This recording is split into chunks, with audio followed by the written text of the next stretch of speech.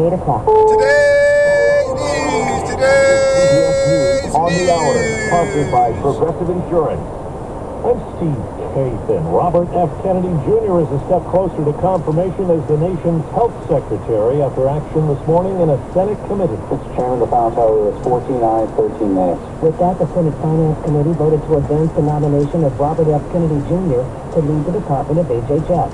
Committee Chair Mike Crapo supported it. Mr. Kennedy has proven his commitment to the role of Secretary of the HHS.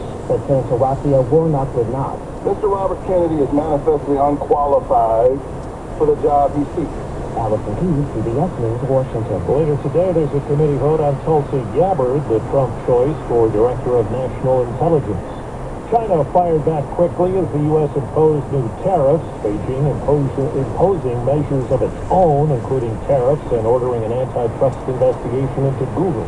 CBS's Nancy Courts. The 10% tariff on Chinese goods took effect at midnight, and shortly after, China announced their retaliation, imposing a 15% tariff on coal and liquefied natural gas products, as well as a 10% tariff on crude oil, agricultural machinery, and large engine cars imported from the U.S. Mexico's president has begun to deploy 10,000 soldiers to the border, part of a deal to pause planned U.S. tariffs.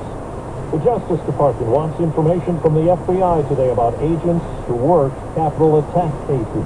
CBS's Scott McFarland in Washington. Agents were ordered to fill out a questionnaire detailing the work they conducted into the January 6th attack, including whether they made any arrests or executed any searches.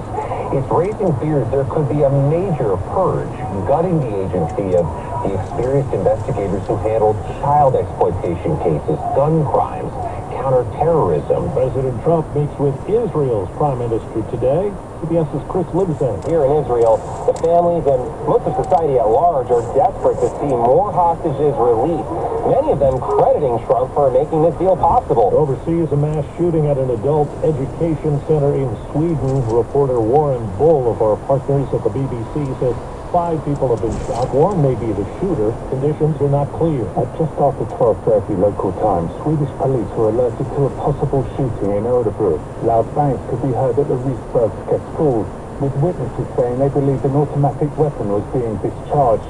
Pictures published by Swedish media appear to show pupils hiding under their desks at the school. And checking Wall Street, right now the Dow is down 17 points.